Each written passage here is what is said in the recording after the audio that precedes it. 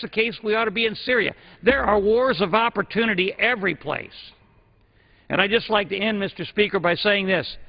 The President should always come to the Congress if it's in our national interest or a threat to this country before he goes to war. And it's constitutionally required. I yield back my time. Chair recognizes the gentleman from Georgia, Mr. Woodall, for 5 minutes. Thank you, Mr. Speaker.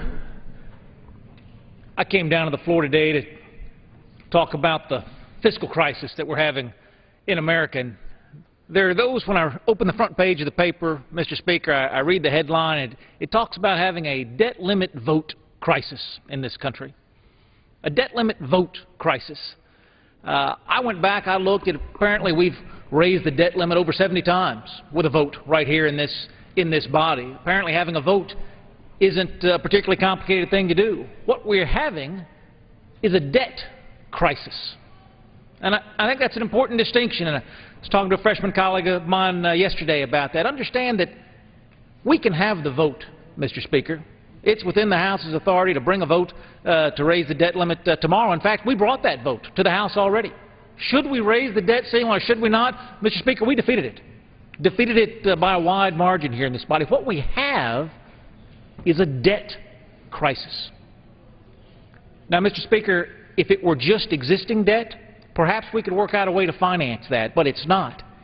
It's continued borrowing each and every day to the tune of 42 cents of every dollar that we spend.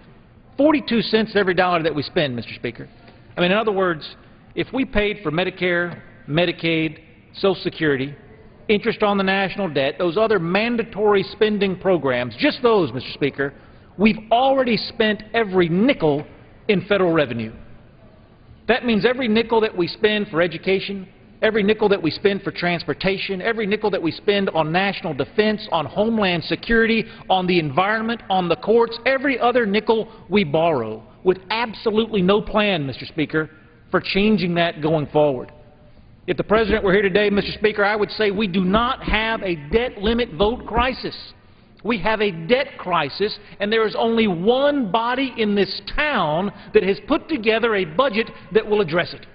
I'm proud to say, as a freshman in this Congress, freshman in this House, it was the U.S. House of Representatives that took on that responsibility, Mr. Speaker. It's been 799 days since the United States Senate last passed a budget. Hear that.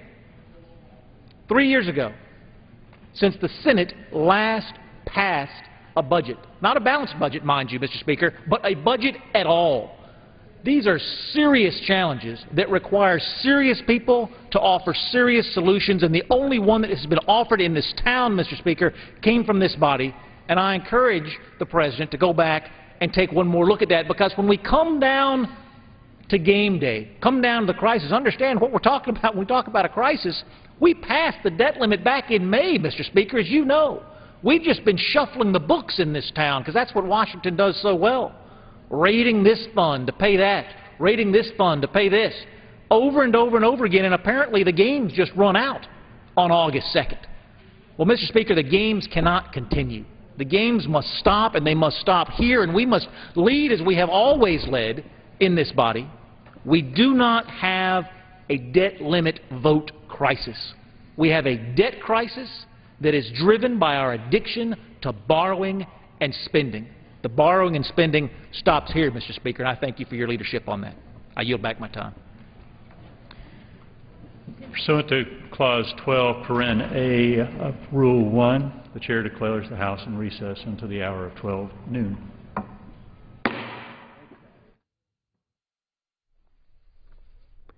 And the U.S. House coming back in about 50 minutes at noon Eastern to continue work on amendments to the 2012 defense spending bill.